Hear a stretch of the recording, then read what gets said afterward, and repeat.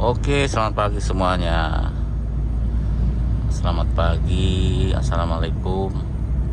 Kita mau cerita nih, karena ada pertanyaan, Om, bagusan mana 406D8 sama D9? Kalau D8 kan yang sampai tahun 99 ya. Nah, kalau D9 tuh diawali tahun 2000 biasanya.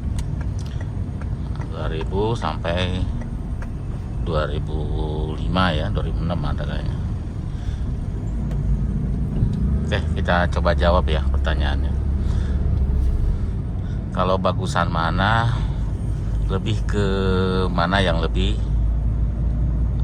rapi, yang lebih bagus, artinya yang lebih standar ya kan, kilometernya lebih rendah, itu kan seperti itu ya kalau gamblangnya. Tapi kita coba bahas masalah perbedaan dulu ya antara D8 D9. Mungkin nanti ada gambaran. Nah, untuk mesin kebetulan D8 D9 itu 90% lah mirip ya untuk mesinnya. 90% mirip. Itu untuk suspensi D8 D9 90% juga mirip gitu ya. Untuk body ya 80% atau 70% mirip ya, karena ada facelift. Beda di mukanya, di lampu, di kap mesin, di bumper ya bagian depan. Yang belakang juga ada beda di lampu dan bumper dan kap mesin bagasi. Seperti itu. Jadi kalau lihat dari dalamnya juga, dalamnya misalkan kita lihat dashboard, itu 90% sama, cuma beda ada di sini ya. Jadi beda sedikit aja, bedanya sedikit. Jadi 90% sama untuk dashboard. Untuk instrumen ya memang berbeda ya. Nah, apa sih yang membedakan secara garis besar antara D8 D9? Ya, yang lebih beda lagi adalah sistem kelistrikannya ya. Sistem elektriknya yang beda. Kalau ECU-nya sama. Bedanya adalah di sistem wiring atau fitur atau kelistrikan di di bodi ya, kelistrikan bodi. Contohnya seperti power window. Nah, power window itu ada perbedaan penggeraknya ya, central lock juga ada perbedaan di setrumnya, di wiringnya gitu. Jadi intinya lebih ke perbedaan di perkabelan di body ya. Nah, jadi kayak wiper itu memang motornya mirip. Power window juga ada perbedaan sih ya, tapi bisa dipakai. Tapi lebih ke kelistrikannya yang beda ya. Jadi si D9 itu sudah pakai BSI. Apa itu BSI? BSI itu adalah kumpulan dari modul-modul atau relay-relay disatukan ya kan. Jadi nggak berarakan atau nggak satu persatu, tapi dikumpulkan di salah satu box, namanya BSI. Kalau singkatannya Build System Interface. Jadi si BSI itu adalah kumpulan dari modul-modul atau relay-relay dari sistem yang tadi ya, seperti modulnya power window ada di BSI. Kalau yang D8 D9 ya. D8 itu adalah misah gitu, kayak gitu. Terus modulnya central lock misalkan. Kalau yang D8 itu terpisah di luar ya, aturnya terpisah lah satu persatu. Tapi kalau yang D9 itu dalam satu BSI.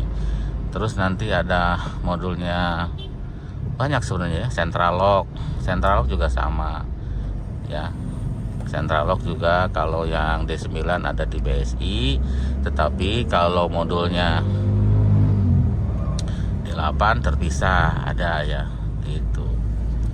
Jadi ada keunggulan, ada kelemahannya. Nanti tergantung lah masing-masing mau pilih yang mana ya. Lebih simpel D9. Tapi kalau rusak jadi lebih rumit karena satu bandel gitu harus diservis gitu ya, si BSI. Terus apalagi AC ya, sistem AC D9 sudah digital ya, tinggal mencet-mencet aja kalau yang D9. Tapi kalau D8 sistem AC-nya masih manual, makanya modul AC juga atau termostat AC sebutannya itu juga terpisah, jadi tidak gabung dalam satu BSI. Tapi kalau D9 itu tergabung di BSI si itunya ya, si modulnya, modul AC gitu. Nah itu ya gambarannya, semua pokoknya ada di BSI kalau untuk yang D9. Kalau D8 semua modulnya terpisah, semuanya terpisah, tidak digabung gitu. Nah ada keunggulan, ada kelemahan. Keunggulannya kalau yang D8 yang memang terpisah-pisah, tapi kalau kita mau betulin modul-modul itu bisa satu persatu ya. Kalau modul AC-nya rusak ya dibetulin modul AC-nya aja. Jadi kalau gambarannya mungkin lebih simpel yang, bukan lebih simpel ya, ya lebih simpel yang D8 ya. Simpel artinya dia terpisah-pisah dan bisa pengerjaannya lebih gampang gitu ya. Tapi enggak juga, bingung ceritanya gimana ya. Nah si D9 itu memang simpel dalam hal penempatan modul-modul dari relay dalam satu kotak ya kan, jadi kan simpel ya. Tapi untuk perbaikannya rumit. Tapi kalau D8 tidak simpel untuk penempatan relay-relay karena tidak digabung, berarti kan tidak simpel kan, di sana di mari. Tapi untuk perbaikan lebih gampang dan tidak mengganggu ke yang lain ya. Kalau ini problem ya nggak terlalu mengganggu ke yang lain karena satu-satu gitu, misah-misah. Seperti itu bedanya. Yang paling krusial itu ya, perbedaan antara si D8 D9. Nanti tergantung aja ya. Kalau kelemahan, semua punya kelemahan ya. Kalau D8 instrumennya tuh sering ngaco ya. Kalau D8 ada bensinnya ngaco gitu kadang-kadang. Kalau D8 ya. D9 untuk instrumen agak jarang ngaconya ya. Terus apalagi ya, seperti itu sih sebenarnya. Untuk harga juga sebenarnya beda ya. Kalau harga pasaran nih kita cerita, harga pasaran D8 D9 memang beda, lebih mahal. Kalau sama-sama kondisinya dia lebih mahal D9 karena tahunnya lebih muda. Tapi masalah suka dan tidak suka itu selera, karena ada yang suka D8 dia nggak suka D9, ada gitu ya. Ada yang suka D9 kurang suka D8, ada juga. Tapi kalau saya sih lebih ke ini ya, kalau cari mobil itu mau tahun berapapun nggak masalah, yang penting kilometernya paling rendah di antara pilihan tadi ya. Misalkan ada D8 D9, pasti kita cari kita cari yang lebih rendah kilometernya. Syukur-syukur rendah banget ya, low KM gitu, itu yang kita cari. Terus dan kondisinya, mesin masih rapi, ininya masih rapi, karena apalagi kalau di dashboard nanti kalau ada yang kurang-kurang susah untuk melengkapi. Itu aja kali ya, sudah sampai bengkel. Terima kasih sudah nonton, sampai jumpa lagi.